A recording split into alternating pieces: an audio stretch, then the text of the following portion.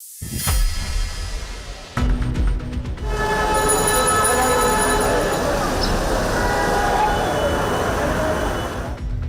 দিনে record 700 millimetre বৃষ্টিতে চট্টগ্রাম নগরীতে স্থবির জনজীবন।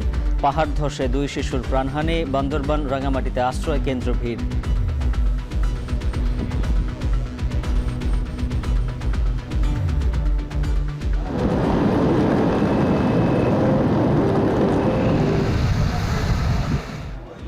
কক্সবাজার, সিলেট সহ 15 জেলায় স্বল্প মেয়াদী বন্যার শঙ্কা।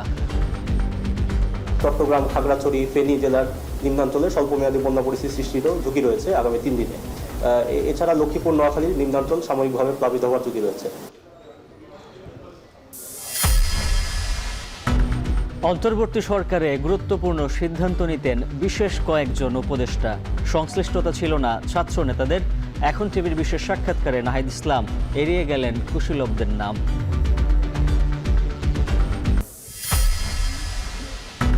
ভর্তুকি ও আমদানির চাপ কমাতে নবায়নযোগ্য জ্বালানি উৎপাদনের জোর সরকারের। 5 বছরের কৌশলপত্রে গুরুত্ব পেয়েছে ছাদ ভিত্তিক সৌর প্রকল্প।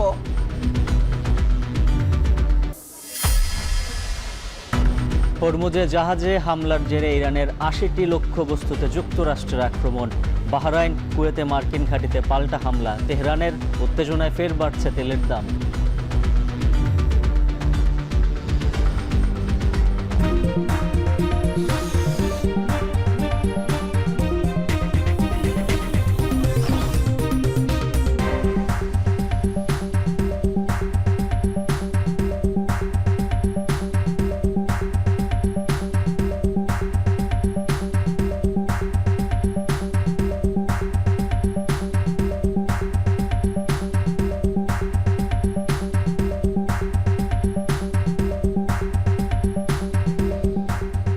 শিরোনাম শুনছিলেন, স্বাগত এখন দুপুরে। পুরো আয়োজনের সঙ্গে আছে আমরা দুজন, আমি উজ্জ্বল হাফিজ এবং আমি সুলতানা স্বর্ণা। টানা 3 দিনের রেকর্ড 700 মিলিমিটার বৃষ্টিতে বিপর্যস্ত পুরো চট্টগ্রাম অঞ্চল। জলাবদ্ধ হয়ে পড়েছে বসতঘর, গ্রাম, সড়ক ও রেলপথ। পানিবন্দী হয়ে দুর্বিষহ জীবন কাটাচ্ছে 4 জেলার অনেক মানুষ। একের পর এক পাহাড় ধসে চাপা পড়ছে বসতঘর, বন্ধ হচ্ছে সড়ক।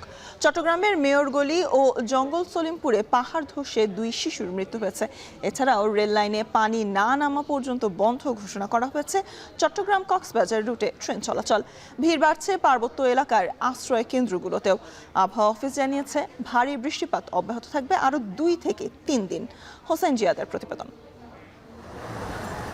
এ চিত্র নগরীর প্রধান সড়ক মুরাদপুরের। থই থই পানিতে তলিয়ে গেছে বন্দর নগরীর প্রধান এই সড়ক। কোমর সমান পানিতে বিকল হয়ে পড়ে আছে যানবাহন। অধিকাংশ সড়কই যানবাহন শূন্য। জরুরি প্রয়োজনে বাধ্য হয়ে বের হওয়া মানুষকে রিক্সা ভ্যান ব্যবহারে গুনতে হয় কয়েক গুণ বাড়তি ভাড়া।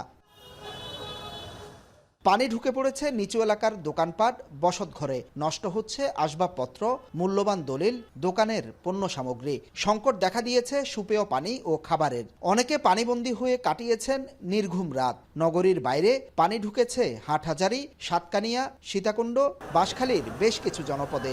খুব বেশি পানি বেড়ে গেছে। আমি যাচ্ছি এখন বদরহাটের দিকে, চানগাঁওয়ের দিকে যাব।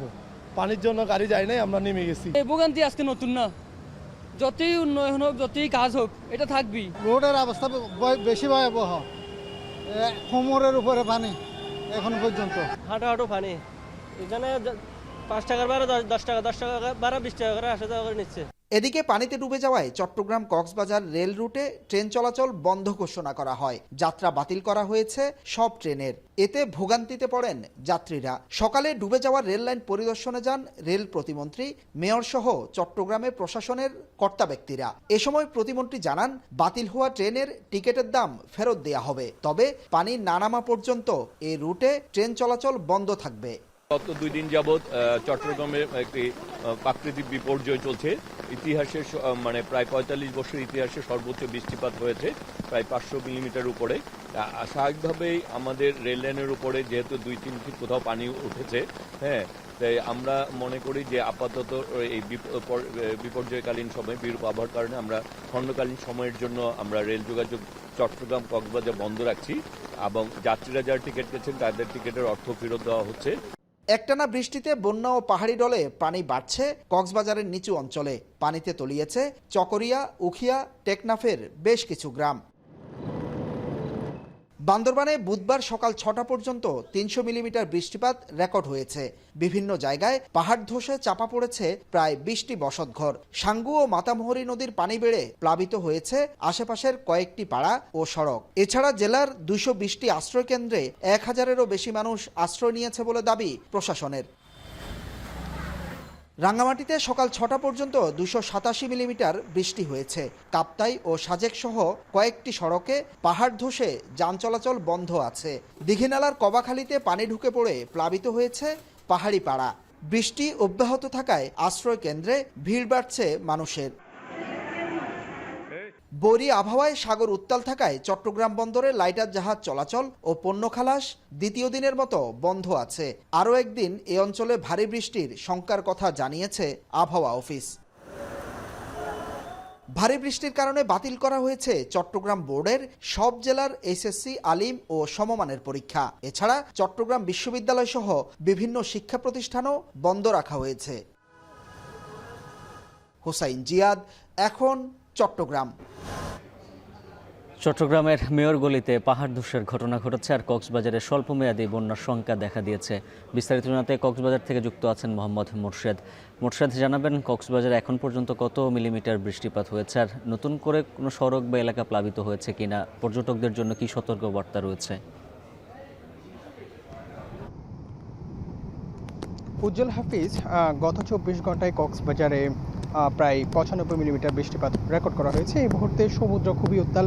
সকাল থেকে যে টানা বৃষ্টি হচ্ছিল সেটি কিছুটা থেমেছে, আমরা সেটি দেখতে পাচ্ছি। যদিও বা কক্সবাজার সমুদ্র সৈকতে বৈরী আবহাওয়া অনুকূল রয়েছে এবং পুরো আকাশ কালো মেঘে ছেয়েছে এবং আকাশের যে সার্বিক দৃশ্য সেটি দেখে মনে হচ্ছে হয়তোবা কিছুক্ষণের মধ্যে আবারও বৃষ্টি নামতে পারে। আমরা দেখতে পাচ্ছি বৃষ্টি থামার পরে কক্সবাজার সমুদ্র সৈকতে পর্যটকরা আবারও ছুটে আসছেন এবং একেবারে সমুদ্রের ঢেউর কাছাকাছি গিয়ে তারা নানা আনন্দমুখর সময় পার করছেন। যদিও বা এই মুহূর্তে সমুদ্রে নামাটা আনন্দ করার সময় না, সেটি বলছেন লাইফগার্ড এবং সংশ্লিষ্ট কর্তৃপক্ষ যারা আছেন তারা। তো অন্যদিকে আমরা দেখতে পেয়েছি টানা বৃষ্টিতে কক্সবাজারের অন্তত 9টি উপজেলার বিভিন্ন ইউনিয়নে যে নিম্নাঞ্চলগুলো রয়েছে সেগুলো ধীরে ধীরে প্লাবিত হতে শুরু করেছে, সেটি আমরা দেখতে পেয়েছি এবং বিভিন্ন উপজেলায় আমরা খবর নিয়েছি। সেখানে চকরিয়া, পেকুয়া এবং যে মাতামোহরী আছে আশেপাশের এলাকায় স্বল্পমেয়াদী বন্যা দেখা দিয়েছে। অন্যদিকে টেকনাফের যে বিষয়টি বলতে হয় সেখানেও কিন্তু কিছু কিছু গ্রামে প্লাবিত হচ্ছে, সেই বিষয়টি আমরা জানতে পেরেছি। এবং টেকনাফ সেন্ট মার্টিনের খবর নিয়ে আমরা জানতে পেরেছি সেখানে প্রায় যারা আছেন সেখানে নৌ চলাচল বন্ধের কারণে অনেকটা যোগাযোগ বিচ্ছিন্ন। যদিও বা টেকনাফ উপজেলা প্রশাসন থেকে তাদেরকে নিয়মিত খোঁজখবর নেওয়া হচ্ছে, কিন্তু টেকনাফের বাসিন্দারা বলছেন তারা নানা দুর্বিষহর দিন পার করছে সেখানে, সেটি আমরা শুনতে পেয়েছি। কক্সবাজারে যে স্বল্পমেয়াদী বন্যার কথা বলা হচ্ছে, ধীরে ধীরে এই বৃষ্টি যদি আরও কয়েকদিন পর্যন্ত যদি অব্যাহত থাকে তাহলে আবহাওয়া অধিদপ্তর থেকে বলা হচ্ছে বন্যার আশঙ্কা দেখা দিতে পারে। কক্সবাজারে এখনও পর্যন্ত সেরকম কোনো কক্সবাজার শহরের মধ্যে কোনো নিম্নাঞ্চল প্লাবিত না হলেও বিভিন্ন উপজেলার মধ্যে ধীরে ধীরে পানি প্লাবিত হচ্ছে, বিশেষ করে নদ নদীর পানি বাড়ছে এমনটি বলছেন সংশ্লিষ্ট মহল। আমরা সেই তথ্যটি পেয়েছি এবং আপনাদেরকে জানানোর চেষ্টা করছি কক্সবাজার সমুদ্র সৈকত থেকে যে সমুদ্র খুবই উত্তাল রয়েছে, 3 নম্বর সতর্কতা সংকেত বহাল রয়েছে এবং গত 24 ঘন্টায় 95 মিলিমিটার বৃষ্টিপাত রেকর্ড করা হয়েছে। উজ্জ্বল, এই ছিল কক্সবাজার সমুদ্র সৈকত থেকে সর্বশেষ। মোহাম্মদ মোরশেদ জানাচ্ছিলেন বিস্তারিত। এদিকে রাঙামাটিতে সকাল পর্যন্ত 287 মিলিমিটার বৃষ্টিপাত রেকর্ড করা হয়। অব্যাহত ঢলে ডুবে গেছে পাহাড়ের পাদদেশের ঘরবাড়ি। রাঙামাটিতে 4টি আশ্রয় কেন্দ্রে আশ্রয় নিয়েছেন 210 জন আর পাহাড় ধসের সংখ্যায় বান্দরবানে খোলা হয়েছে 220টি আশ্রয় কেন্দ্র। সেখানে আশ্রয় নিয়েছেন 1000-এরও বেশি বাসিন্দা। প্লাবিত হয়েছে নিম্নাঞ্চল। এ নিয়ে বিস্তারিত জানাতে বান্দরবান থেকে যুক্ত আছেন রিজবি রাহাত, রাঙামাটি থেকে যুক্ত আছেন জিয়াউর রহমান জুয়েল। শুরুতেই জানবো বান্দরবানের পরিস্থিতি। রিজবি, রাঙামাটিতে নদ নদীর পানি কতটা বেড়েছে আর প্লাবিত হয়েছে কোন কোন এলাকা? প্রশাসনের কাছ থেকে কোনো সহায়তা পাচ্ছেন কিনা ক্ষতিগ্রস্তরা?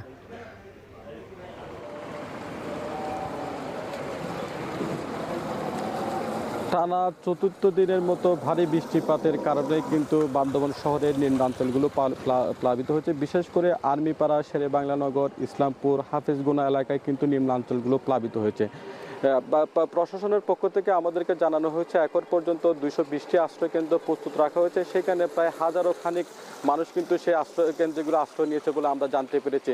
তো প্রশাসনের পক্ষ থেকে যারা আশ্রয় নিয়েছে তাদেরকে শুকনো খাবার এবং ত্রাণ সামগ্রী দিচ্ছেন বলে আমাদেরকে জেলা প্রশাসক সানিউল ফেরদৌস জানিয়েছেন। তো একটি বিষয় জানিয়ে রাখি, বান্দরবান জেলায় কিন্তু পাহাড়ের পাদদেশে প্রায় লক্ষাধিক মানুষ বসবাস করে। আর সে পাহাড়ের পাদদেশে যারা বসবাস করছেন তাদেরকে সরিয়ে নিতে কিন্তু জেলা প্রশাসনের পক্ষ থেকে কিন্তু আজ টানা 3য় দিনের মতো কিন্তু মাইকিং চলছে জেলা জুড়ে। তো একটা বিষয় জানিয়ে রাখি, বান্দরবানে এখন নিম্নাঞ্চলগুলো প্লাবিত হয়েছে এবং যারা বন্যাগত দুর্গত এলাকা তারা কিন্তু আশ্রয় কেন্দ্রে আশ্রয় নিয়েছে। তো বান্দরবানের লামা এবং আলীকদম উপজেলার সড়কে পানি ওঠার কারণে কিন্তু সেখানে যোগাযোগ বিচ্ছিন্ন রয়েছে বলে আমরা জানতে পেরেছি। তো গত 24 ঘন্টায় এখন পর্যন্ত কিন্তু 309 মিলিমিটার বৃষ্টিপাত রেকর্ড করা হয়েছে বলে আবহাওয়া অফিস থেকে আমাদেরকে জানানো হয়েছে। তো জেলা প্রশাসনের পক্ষ থেকে যারা আশ্রয় নিয়েছে তাদেরকে শুকনো খাবার এবং ত্রাণ সামগ্রী দিচ্ছেন বলে আমরা প্রশাসনের পক্ষ থেকে জানতে পেরেছি। আরও জানিয়ে রাখি, 220টি আশ্রয় কেন্দ্রে এখনো পর্যন্ত কিন্তু হাজারো লোক কিন্তু আশ্রয় নিয়েছে বলে আমরা জানতে পেরেছি। তো একটি বিষয় জানিয়ে রাখি, গত 4 দিনের বৃষ্টিপাতের কারণে কিন্তু পাহাড়ের যেসব এলাকা পাহাড়ের বাসিন্দারা বসবাস করছেন পাহাড়ের পাদদেশে তাদেরকে সরিয়ে নেওয়ার বিষয় নিয়ে কিন্তু পার্বত্যমন্ত্রী মীর হেলাল উদ্দিনও কিন্তু একটি ফেসবুকে বার্তা দিয়েছেন বলে আমরা ফেসবুকে বার্তা দিয়েছি আমরা দেখতে পেরেছি। বিশেষ করে যারা বন্যাগত এলাকা এবং পাহাড়ের পাদদেশে বসবাস করছেন তাদেরকে সরিয়ে আনার জন্য কিন্তু প্রশাসন থেকে বারবার অনুরোধ জানিয়েছেন। তো আমরা দেখতে পেয়েছি এখানে প্রশাসনের পাশাপাশি সেনাবাহিনীর পক্ষ থেকেও কিন্তু তারা কাজ চালিয়ে যাচ্ছেন বলে আমরা দেখতে পাচ্ছি। এখন পর্যন্ত 220টি আশ্রয় কেন্দ্রে কিন্তু হাজারো লোক আশ্রয় নিয়েছেন বলে আমরা জানতে পেরেছি। এই ছিল আমার কাছে বান্দরবান থেকে সবশেষ তথ্য। জানবো রাঙামাটির পরিস্থিতি। জিয়াউর রহমান জুয়েল সঙ্গে রয়েছেন। জুয়েল, জানাবেন বৃষ্টিপাত অব্যাহত এখনো রয়েছে কিনা, আবহাওয়া অফিস কি বলছে, আর পাহাড় ধসের সংখ্যা নিয়ে কোনো সতর্কতা রয়েছে কিনা?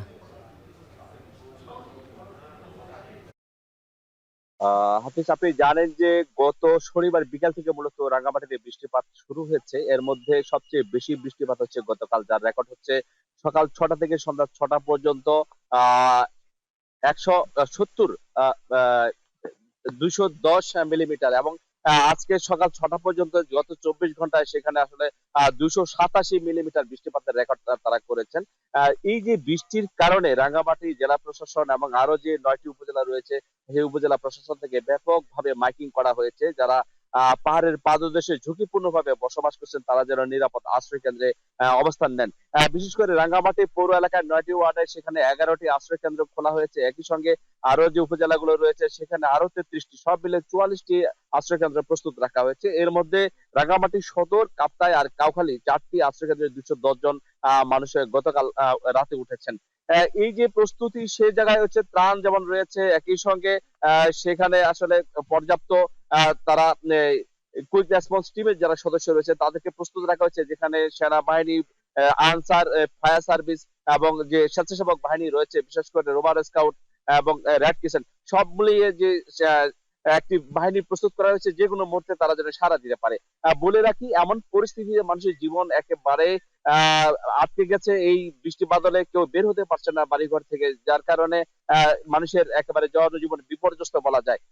এই তথ্যের সঙ্গে একটু যুক্ত করতে চাই যে রাঙ্গামাটির প্রাথমিক বিদ্যালয়গুলো আজকে বন্ধ ঘোষণা করা হয়েছিল এই বরি আবহাওয়ার কারণে। একই সঙ্গে এইচএসসি, আলিম, একই সঙ্গে যে কারিগরি প্রতিষ্ঠান রয়েছে তাদের পরীক্ষাও আজকে স্থগিত করা হয়েছিল। সাজেকে যাওয়ার পথে যে দিঘিনালা কবাখালী এলাকায় রয়েছে সেখানে সড়কে পানি উঠায়, সেখানে 4 শতাধিক পর্যটক আটকা পড়েছেন বলে সর্বশেষ আমরা জানতে পেরেছি। রাঙ্গামাটি থেকে এই ছিল আমার কাছে সবশেষ।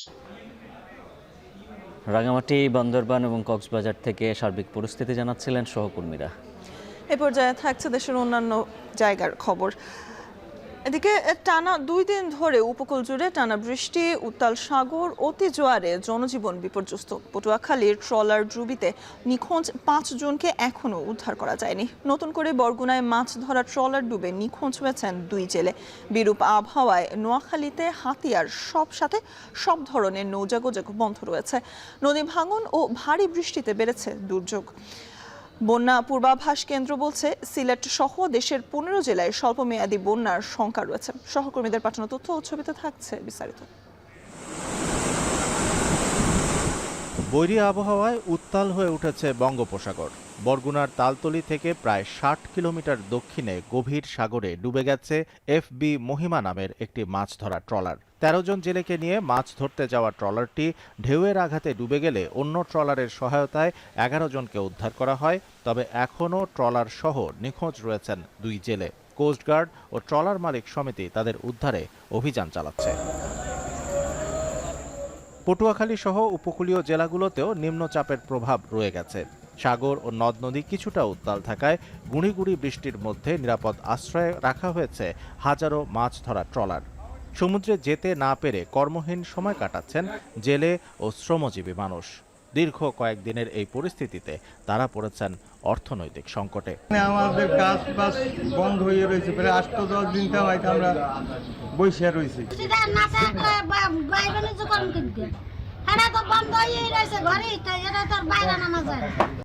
এদিকে বৈরী আবহাওয়া ও অতিরিক্ত জোয়ারের কারণে টানা 4 দিন ধরে বন্ধ রয়েছে নোয়াখালীর হাতিয়ার, নলচিরা ও চেয়ারম্যানঘাট রুটের ফেরি চলাচল। এতে শত শত পণ্যবাহী ট্রাক ঘাটে আটকা পড়ে রয়েছে, নষ্ট হচ্ছে কাঁচামাল। যদিও ঝুঁকি নিয়েই চলাচল করছে সি ট্রাক ও কাঠের ট্রলার। অতিরিক্ত জোয়ারে হাতিয়ার, নিঝুম দ্বীপ সহ বিভিন্ন নিম্নাঞ্চল প্লাবিত হয়ে বেড়েছে মানুষের দুর্ভোগ। বরিশালেও টানা কয়েকদিন ধরে কখনো গুঁড়ি গুঁড়ি আবার কখনো মুষলধারে বৃষ্টি হচ্ছে। ভোলায় অতি জোয়ার ও উজানের ঢলে মেঘনা নদীর ভয়াবহ ভাঙন আরও তীব্র হয়েছে। শিবপুর, মাঝের চর সহ বিস্তীর্ণ এলাকায় ফসলি জমি, বসতভিটা ও বিভিন্ন স্থাপনা নদীগর্ভে বিলীন হচ্ছে। ভাঙনের মুখে পড়েছে গুরুত্বপূর্ণ অবকাঠামো, হুমকিতে রয়েছে শহর রক্ষা বাঁধও। সক্রিয় মৌসুমি বায়ুর প্রভাবে সিলেট ও আশেপাশের জেলাগুলোতেও হচ্ছে ভারী বৃষ্টিপাত। সকাল 6টা পর্যন্ত 24 ঘন্টায় সিলেটে 84.6 মিলিমিটার বৃষ্টিপাত রেকর্ড করা হয়েছে। সকাল 6টা থেকে 9টা পর্যন্ত হয়েছে 44 মিলিমিটার বৃষ্টিপাত। ভারী বর্ষণ ও পাহাড়ি ঢলের কারণে সিলেট ও সুনামগঞ্জে স্বল্পমেয়াদী বন্যার শঙ্কা জানিয়েছে পানি উন্নয়ন বোর্ড। সুরমা ও কুশিয়ারা নদীর পানি বাড়তে থাকায় নিম্নাঞ্চলে বন্যা পরিস্থিতির আশঙ্কাও বেড়েছে। ময়মনসিংহ প্রধান সড়ক ও আবাসিক এলাকায় জলাবদ্ধতায় দুর্ভোগে পড়েছেন বাসিন্দারা। স্থানীয়দের অভিযোগ, অপরিকল্পিত ড্রেনেজ ব্যবস্থা ও পানি নিষ্কাশনের অকার্যকারিতার কারণেই সামান্য বৃষ্টিতেই নগর জুড়ে জলাবদ্ধতা তৈরি হচ্ছে। বৃষ্টি করে নিতেছে, ছোট ছোট পোলা পায় বৃষ্টি করে এখান থেকে ওই পার দিতেছে, বৃষ্টি করে ড্রেনের যে গভীরতার প্রয়োজন আছে, মানে এই কাজগুলি হয় না আর কি। পানির কারণে চলাচল, জনগণের চলাচল, সকালবেলা পরীক্ষা ছিল, অনেক স্টুডেন্টেরাও চলাচল করতে পারে না, অসুবিধা। অন্যদিকে টানা তাপপ্রবাহের পর উত্তরাঞ্চলের ঠাকুরগাঁওয়ে নেমেছে ভারী বৃষ্টি। বুধবার সকাল পর্যন্ত 156.4 মিলিমিটার বৃষ্টিপাত রেকর্ড করা হয়েছে। এতে কয়েকটি নদীর পানি কিছুটা বাড়লেও এখনও তা বিপদসীমার নিচেই রয়েছে। আমাদের বৃষ্টিপাত হয়েছে 156.4 মিলিমিটার। টাঙ্গল হচ্ছে বিপদসীমা থেকে 3.75 মিটার নিচে প্রবাহিত, আর 12 ফিট নিচে, আর নাগর হচ্ছে 6.5 ফিট নিচে। এদিকে দেশের 15 জেলায় স্বল্পমেয়াদী বন্যার পূর্বাভাস দিয়েছে পূর্বাভাস কেন্দ্র। আবহাওয়া সাম্প্রতিক পূর্বাভাস ইঙ্গিত দিচ্ছে আগামী 3 দিন পর্যন্ত ভারী থেকে অতি ভারী বর্ষণের প্রবণতা অব্যাহত থাকতে পারে। দক্ষিণ পূর্বাঞ্চলীয় পার্বত্য অববাহিকার বান্দরবান, কক্সবাজার জেলার নিম্নাঞ্চলের আগামী 2 থেকে 3 দিনে বন্যা পরিস্থিতি কিছুটা অবনতি ঘটতে পারে এবং একই সাথে চট্টগ্রাম, খাগড়াছড়ি, ফেনী জেলার নিম্নাঞ্চলে স্বল্পমেয়াদী বন্যা পরিস্থিতি সৃষ্টিরও ঝুঁকি রয়েছে আগামী 3 দিনে। এছাড়া লক্ষ্মীপুর, নোয়াখালীর নিম্নাঞ্চল সাময়িকভাবে প্লাবিত হওয়ার ঝুঁকি রয়েছে। দেশের উত্তর পূর্বাঞ্চলীয় সিলেট বিভাগের সিলেট, সুনামগঞ্জ, মৌলভীবাজার ও হবিগঞ্জ জেলার প্রধান নদীসমূহ কিছু কিছু স্থানে বিপদসীমা অতিক্রমের ঝুঁকি রয়েছে।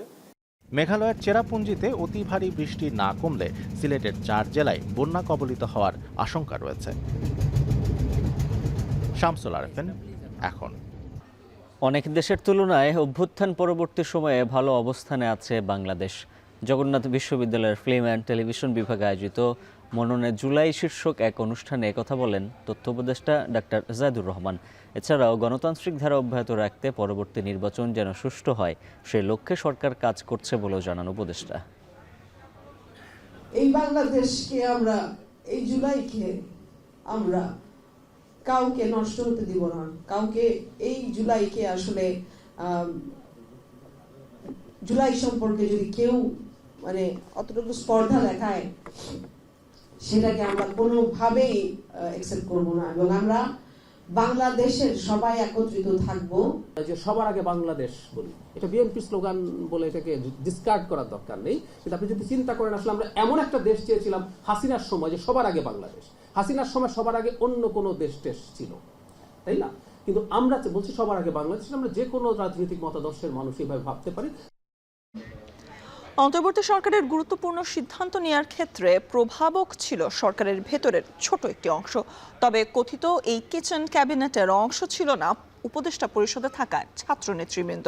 এখন টেলিভিশনকে দেয়া বিশেষ সাক্ষাৎকারে এমনটাই দাবি করেছেন এনসিপির আহ্বায়ক ও বিরোধী দলীয় চিফ হুইপ নাহিদ ইসলাম।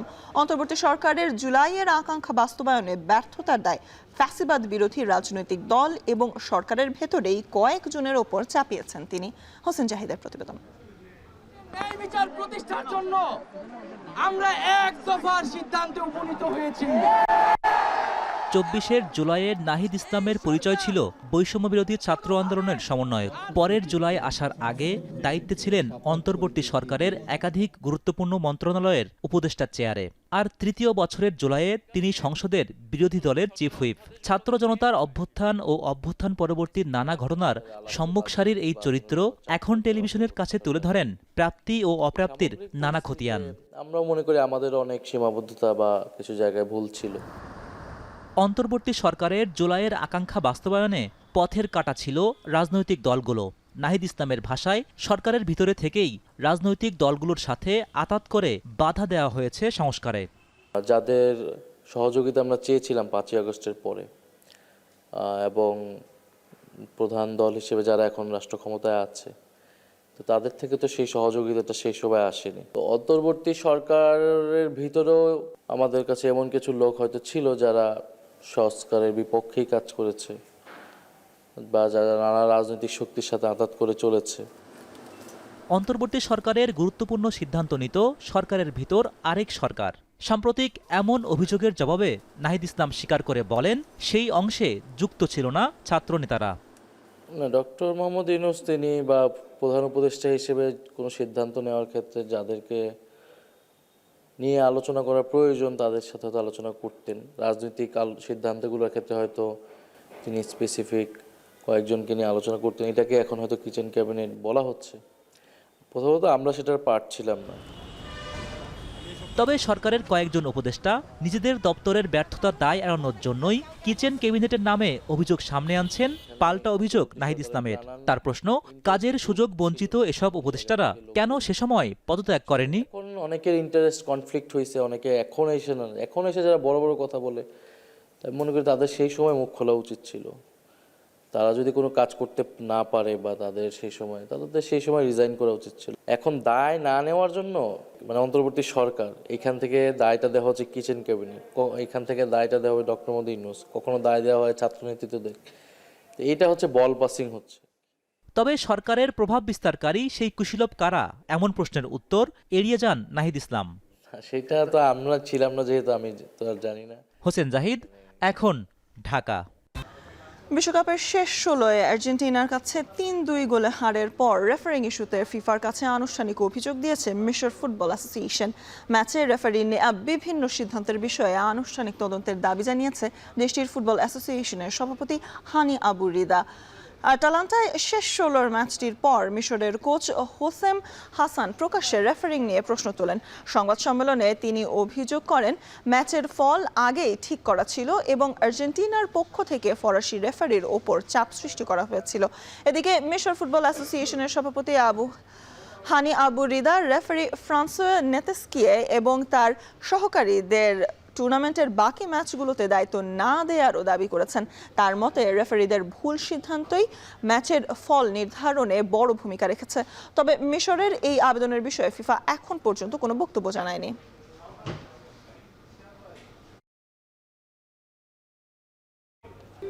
বিমানবন্দর থেকে বের হওয়ার পর যাত্রীদের যাতায়াত সহজ ও স্বাচ্ছন্দ্যময় করতে নতুন উদ্যোগ নিয়েছে বেসামরিক বিমান চলাচল কর্তৃপক্ষ। নিজস্ব অর্থায়নে চালু হয়েছে বিনামূল্যে শাটল বাস সার্ভিস। আপাতত আধা ঘন্টা পর পর 3টে রুটে চলবে 2টি বাস। আরও জানাচ্ছেন তানজিলা খান মিম। দেশের সবচেয়ে ব্যস্ত হযরত শাহজালাল আন্তর্জাতিক বিমানবন্দরে প্রতিদিন হাজারো যাত্রীর যাতায়াত। বিমানবন্দরের ভেতরের আনুষ্ঠানিকতা শেষ করে বাইরে এলেও অনেকেই যানজট, গণপরিবহনের সীমাবদ্ধতা কিংবা ব্যক্তিগত গাড়ি না থাকার ভোগান্তিতে পড়েন। সেই যাত্রা আরও সহজ করতে এবার চালু হলো বিনামূল্যের শাটল বাস সার্ভিস। বিমানবন্দর থেকে বিমানবন্দর বাস স্ট্যান্ড, জসিমউদ্দিন রোড থেকে বিমানবন্দর রেল স্টেশন এবং কাওলা থেকে বিমানবন্দর পর্যন্ত এই 3টি রুটে প্রাথমিকভাবে 2টি বাস দিয়ে চলবে শাটল সার্ভিস। প্রতি আধা ঘন্টা পর পর ছাড়বে বাস। বাংলাদেশ বেসামরিক বিমান চলাচল কর্তৃপক্ষের নিজস্ব অর্থায়নে আজ আমরা ফ্রি শাটল সার্ভিস চালু করছি। এই সেবা চালুর ফলে যাত্রীরা বিনামূল্যে দ্রুত, নিরাপদ ও স্বাচ্ছন্দ্যের সঙ্গে চলাচল করতে পারবেন।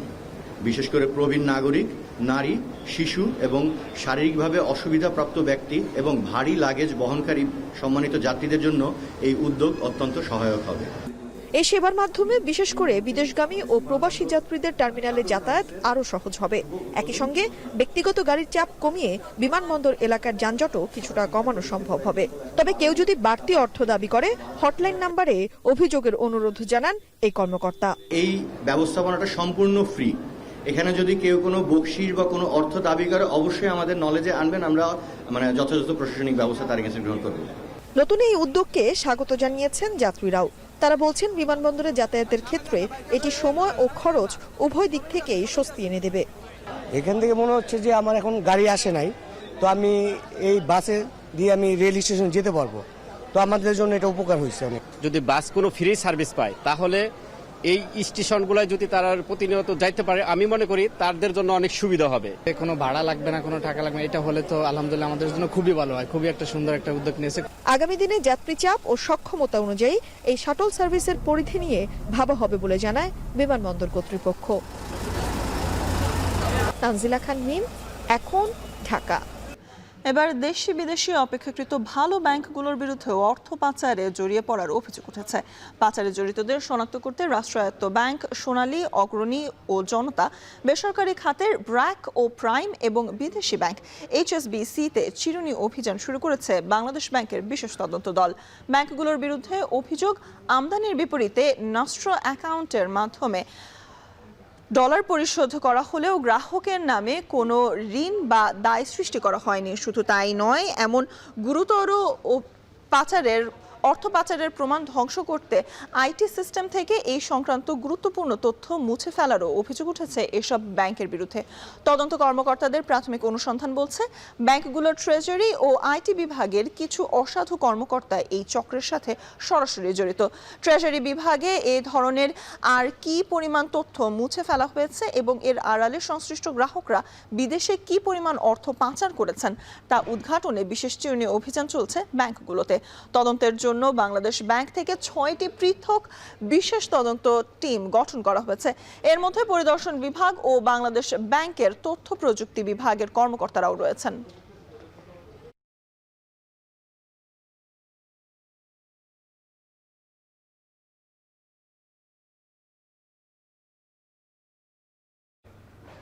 এলএনজি, কয়লা ও তেল ভিত্তিক বিদ্যুতের নির্ভরতা কমিয়ে নবায়নযোগ্য উৎসের দিকে ঝুঁকছে সরকার। তারই ধারাবাহিকতায় নবায়নযোগ্য জ্বালানি উন্নয়ন কৌশলপত্রে 5 বছরে 10,000 মেগাওয়াটের বেশি বিদ্যুৎ উৎপাদন করতে চায় সরকার। জ্বালানি বিশেষজ্ঞরা বলছেন, লক্ষ্যমাত্রা অর্জনের শুল্ক সুবিধা সার্বজনীন করা, নীতি সহায়তা চালু সহ সমন্বয় কাঠামোকে শক্তিশালী করা জরুরি। আরও জানাচ্ছেন সাজিদ আরাফাত। বৈশ্বিক নানা অস্থিরতার প্রভাবে ভুগছে দেশের জ্বালানি খাত। আমদানি নির্ভরতার কারণেও জ্বালানি ঝুঁকির সংখ্যা দিন দিন বেড়েই চলেছে।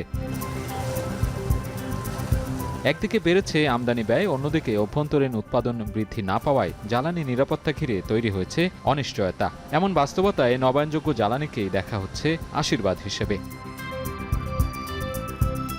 তারই অংশ হিসেবে 2030 সাল নাগাদ দেশের মোট বার্ষিক বিদ্যুৎ চাহিদার 20% নবায়নযোগ্য উৎস থেকে উৎপাদনের লক্ষ্যমাত্রা নির্ধারণ করেছে সরকার। সে লক্ষ্যে নবায়নযোগ্য জ্বালানি উন্নয়ন কৌশলপত্র খসড়া প্রণয়ন করা হয়েছে। কৌশলপত্র অনুযায়ী আগামী 5 বছরে 10,450 মেগাওয়াট নতুন নবায়নযোগ্য বিদ্যুৎ উৎপাদনের সক্ষমতার লক্ষ্য ধরা হয়েছে, যার মধ্যে 5,500 মেগাওয়াট আসবে ছাদভিত্তিক সৌর বিদ্যুৎ থেকে আর 4,500 মেগাওয়াট আসবে ভূমিভিত্তিক সৌর বিদ্যুৎ থেকে। এছাড়া বাকিটা আসবে বর্জ্য, বায়ু ও ভাসমান সৌর বিদ্যুৎ থেকে।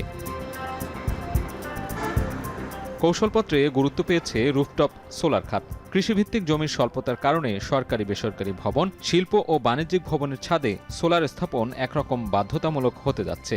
সেই সাথে বিল্ডিং কোড সংশোধন করে ভবনের ছাদে 30 থেকে 70% পর্যন্ত সৌর বিদ্যুতের জন্য সংরক্ষণেরও সুপারিশ করা হয়েছে।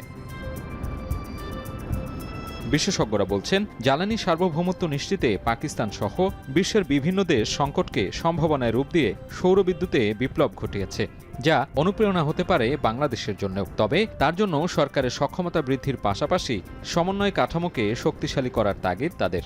যে টাকাটা ট্যাক্স ইনসেন্টিভ দিতে চাচ্ছেন আপনি, যে জিরো ডিউটি, এটা ডিউটি ড্রব্যাক দিয়ে দেন। যে লাইক 5000 মেগাওয়াট বিদ্যুৎ যারা জেনারেশন করবে সোলারে, তাদের যে পরিমাণ ডিউটি ইম্পোজ করতে ওই টাকাটা ইনসেন্টিভ হিসাবে আপনি দিয়ে দেন। অর্থনীতির স্বপ্ন যদি আপনি পূরণ করতে হয়, আপনাকে আগে জ্বালানি সার্বভৌমত্ব অর্জন করতে হবে। অতীতে জ্বালানি সংকট মোকাবিলায় নবায়নযোগ্য জ্বালানিতে সমাধান খুঁজলেও খুব একটা আলোর মুখ দেখেনি কোনো প্রকল্প। তবে এবারের পদক্ষেপে কতটুকু সফলতা আসবে? বৈশ্বিক সংকট মোকাবিলায় নবায়নযোগ্য জ্বালানির কৌশলপত্র কতটুকুই বা সহায়ক হবে? এমন প্রশ্নে অর্থনীতিবিদরা বলছেন, বিদ্যুতের চাপ সামলাতে নেট মিটারিং ও স্মার্ট গ্রিডের স্পষ্ট রূপরেখা দেয়া সহ এর লক্ষ্যমাত্রাগুলোকে আরও সুনির্দিষ্ট করা জরুরি। নেট মিটারিংয়ের ব্যাপারে বলা হয়েছে, কিন্তু নেট মিটারিং যাতে নিরুৎসাহিত না হয়, সেই জন্য চার্জকে যাতে কমিয়ে ধরা যায়, সেই ধরনের বিষয়গুলোকে আমরা এখানে লিপিবদ্ধ করবার জন্য অনুরোধ করেছি। সুতরাং যে কৌশলপত্রটি তৈরি হচ্ছে, এটা যতটা সুনির্দিষ্ট হবে, এটাতে যতটা বিভিন্ন এজেন্সির রেসপন্সিবিলিটি সুনির্দিষ্টভাবে করা যাবে, লক্ষ্যভিত্তিক হবে এবং অন্তর্বর্তী পুনর্মূল্যায়নের সুযোগ থাকবে, তত এই ধরনের কৌশলপত্রটি ব্যবহার উপযোগী হবে।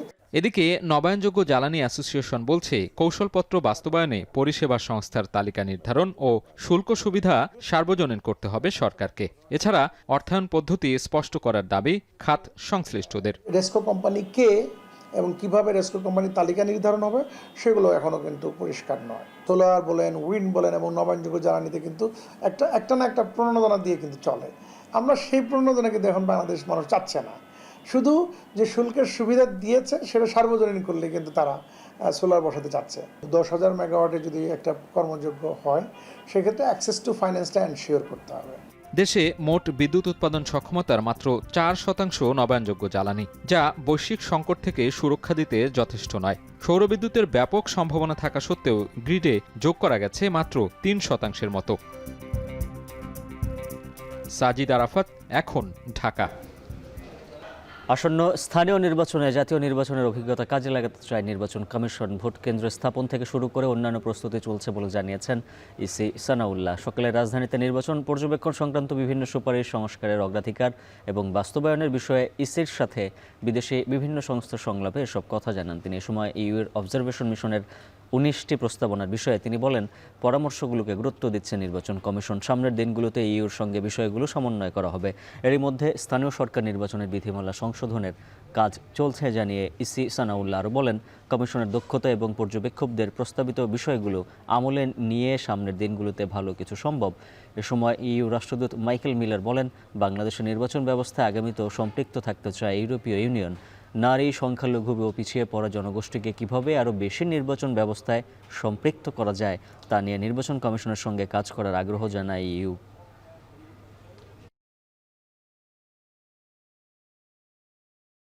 We are bringing together the findings and expertise of the Bangladesh Election Commission, of the citizen observers, of the international election observation missions, and the experience of those who work directly with voters, candidates, polling officials, media, civil society and communities. Upcoming elections, the local government elections will be conducted as per those laws. However, there are common grounds. There are many common grounds. For example, the procedure followed at the voting center. These are very common in nature. So recommendations from the national elections will be in part very vital for the election at the local level. তত্ত্বাবধায়ক সরকার ফিরিয়ে দিয়ে সংবিধানের পঞ্চদশ সংশোধনী বাতিল করে হাইকোর্টের রায়ের বিরুদ্ধে আপিল শুনানি শেষ। বৃহস্পতিবার রায়ের জন্য দিন ধার্য করেছে আপিল বিভাগ। বুধবার প্রধান বিচারপতি জুবায়ের রহমান চৌধুরীর নেতৃত্বে 4 বিচারপতির বেঞ্চ পঞ্চদশ সংশোধনীর আপিল শুনানি অনুষ্ঠিত হয়। এতে শুনানি করেন রাষ্ট্রপক্ষে attorney general barrister Ruhul Quddus Kajal. শুনানিতে তিনি বলেন, হাইকোর্ট পঞ্চদশ সংশোধনীর যে অংশটুকু বাতিল করেছেন ওইটুকু বহাল চান তারা। আর রিটকারী সংগঠন সুজনের পক্ষের আইনজীবী ব্যারিস্টার শরীফ ভূঁইয়া পুরো পঞ্চদশ সংশোধনী বাতিল চান।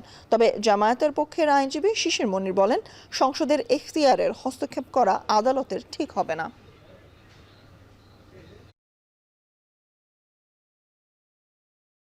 যদি সঠিক প্রক্রিয়া অনুসরণ করা হতো তাহলে জনগণের কাছে যে প্রশ্নটা যেত সেটা হলো জনগণ পঞ্চদশ সংশোধনী সমর্থন করে কিনা, এবং এই ভোটের ফলাফল যদি না হতো তাহলে কিন্তু এই সংশোধনী সেখানেই বাতিল হয়ে যেত। একটা দিক আছে যেগুলো আদালতের কাজ নয়, আর আরেকটা দিক আছে যেগুলো পার্লামেন্টের কাজ। আদালতের যে বিষয়গুলো উত্থাপিত হয়েছে সেগুলো যেন অসাংবিধানিক ঘোষণা করা হয় এই মর্মে আমরা আগেও সাবমিশন রেখেছি। আর যেগুলো সংসদের কাজ, জনপ্রতিনিধিদের কাজ, সেগুলো যেন সংসদের উপর ছেড়ে দেওয়া হয়। সংশোধনীটা যেটা করা হয়েছিল পঞ্চদশ সংশোধনী সংবিধানের, এবং সেটা পার্লামেন্টের যে ক্ষমতা আছে সেটাও আমরা আজকে আদালতকে উল্লেখ করেছি যে রাষ্ট্রের 3টি অঙ্গ, নির্বাহী বিভাগ, পার্লামেন্ট এবং বিচার বিভাগ, তারা স্বতন্ত্রভাবে তাদের কাজ করবে এবং স্বতন্ত্রভাবে কাজ করার ক্ষেত্রে একে অপরের পরিপূরক হবে, কিন্তু কারো কার্যক্রম যেন আরেকজনকে কোনো রকম হস্তক্ষেপ না হয় সেটা বিবেচনা রাখতে হবে। হরমুজে কাতার ও সৌদির 3টি ট্যাঙ্কারে হামলার জেরে ইরানের 80টিরও বেশি লক্ষ্যবস্তুতে হামলা চালিয়েছে মার্কিন বাহিনী। এই হামলাকে দুই দেশের সমঝোতা স্মারকের গুরুতর লঙ্ঘন বলে অভিহিত করেছেন ইরানের স্পিকার বাঘের গালিবাফ। এরই মধ্যে বাহরাইন ও কুয়েতের 85টি মার্কিন সামরিক ঘাঁটি লক্ষ্য করে হামলা চালানোর দাবি করেছে ইরান। এদিকে যুক্তরাষ্ট্র ইরানের তেল বিক্রির সুবিধা বন্ধ করায় বেড়েছে জ্বালানি তেলের দাম। আর জানাচ্ছেন পেলুকা সুলতানা। হরমুজ প্রণালী দিয়ে চলাচলকারী কাতার ও সৌদির তেল ট্যাঙ্কার সহ 3টি বাণিজ্যিক জাহাজে হামলার পর এবার ইরানের বিরুদ্ধে শক্তিশালী আক্রমণ করেছে যুক্তরাষ্ট্র। মঙ্গলবার সামাজিক মাধ্যম এক্সে দেয়া পোস্টে খবরটি নিশ্চিত করেছে সেন্টকম। তারা জানায়, নৌবন্দর সহ ইরান জুড়ে 80টিরও বেশি লক্ষ্যবস্তুতে আঘাত এনেছে মার্কিন বাহিনী। মূলত তেহরানের ক্ষমতা হ্রাস করার লক্ষ্যে হরমুজ প্রণালী ও আশপাশে ইরানের বিমান প্রতিরক্ষা ব্যবস্থা, কমান্ড ও কন্ট্রোল নেটওয়ার্ক, উপকূলীয় রাডার সাইট, জাহাজ বিধ্বংসী ক্ষেপণাস্ত্র সক্ষমতা এবং ইসলামিক বিপ্লবী গার্ড কর্পসের 80টিরও বেশি ছোট নৌকার ওপর এসব হামলা চালানো হয়। এরই মধ্যে তেহরানের বিরুদ্ধে প্রতিশোধমূলক এই হামলা শেষ হয়েছে বলেও জানিয়েছে সেন্টকম। এদিকে ইরানের রাষ্ট্রীয় গণমাধ্যম জানিয়েছে, খারাক দ্বীপ, কেশম দ্বীপ, বন্দর আব্বাস ও সিডিক সহ হরমুজ প্রণালীর আশপাশের একাধিক এলাকায় হামলা চালিয়েছে মার্কিন বাহিনী। এসব এলাকায় আহত হয়েছেন বেশ কয়েকজন। এরই মধ্যে বন্দর আব্বাসে হামলার ভিডিও ফুটেজ শেয়ার করেছেন মার্কিন প্রেসিডেন্ট ডোনাল্ড ট্রাম্প। তবে এই হামলাকে সমঝোতা স্মারকের লঙ্ঘন বলেছেন ইরানের পার্লামেন্টের স্পিকার ও প্রধান আলোচক বাঘের গালিবাফ। এমন পরিস্থিতিতে জাতীয় নিরাপত্তা রক্ষায় কঠোর ব্যবস্থা নেওয়া হবে বলে হুঁশিয়ারি দিয়েছেন ইরানের উপপররাষ্ট্রমন্ত্রী। এরই মধ্যে তেহরানের তেল বিক্রির ওপর আরোপিত নিষেধাজ্ঞার অস্থায়ী স্থগিতাদেশ প্রত্যাহার করেছে মার্কিন ট্রেজারি বিভাগ। আর এমন পদক্ষেপের নিন্দা জানিয়েছে ইরানের পররাষ্ট্র মন্ত্রণালয়। তারা বলেছে, এই সিদ্ধান্তটি যুদ্ধ শেষ করা এবং ইসলামাবাদ সমঝোতা স্মারকের লঙ্ঘন। তবে ওয়াশিংটনে এই হামলার জবাব দেওয়া হবে বলে হুঁশিয়ারি দিয়েছে ইরানের সামরিক বাহিনী। তাসনিম নিউজ জানিয়েছে, আইআরজিসি ইরানের বুশেহ প্রদেশের খরমুজের আকাশে একটি মার্কিন MQ-9 ড্রোন ভূপাতিত করেছে। উদ্ভূত এই পরিস্থিতিতে বাহরাইন ও কুয়েতে সতর্কতা জারি করেছে কর্তৃপক্ষ। এমনকি বেশ কিছু ড্রোন ও ক্ষেপণাস্ত্র প্রতিহত করার দাবি করেছে কুয়েত।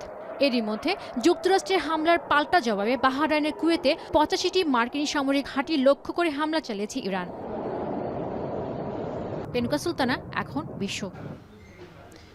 ইরানে কয়েক দফা জানাজা শোকযাত্রা ও আনুষ্ঠানিকতা শেষে ইরাকে নেওয়া হয়েছে আয়াতুল্লাহ আলী খামেনির মরদেহ।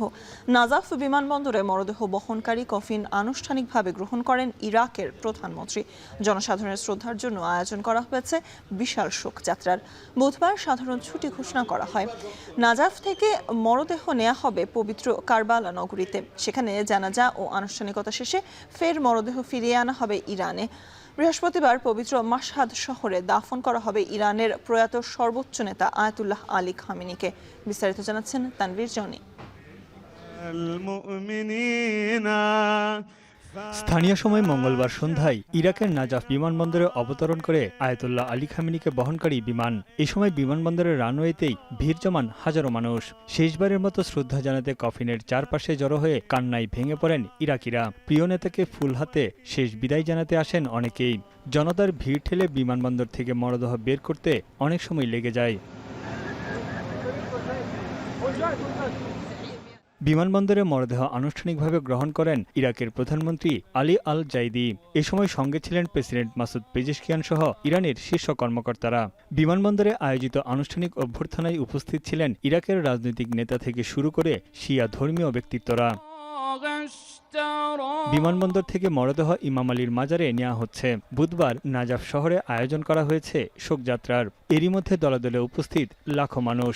পতাকা ও প্লেকার্ড হাতে মরদেহ বহনকারী গাড়ির সঙ্গে হেঁটে যাচ্ছে ইরাকের হাজারো মানুষ। শহর জুড়ে শোকযাত্রার আয়োজন সুষ্ঠুভাবে সম্পন্ন করতে নেওয়া হয়েছে কঠোর নিরাপত্তা ব্যবস্থা।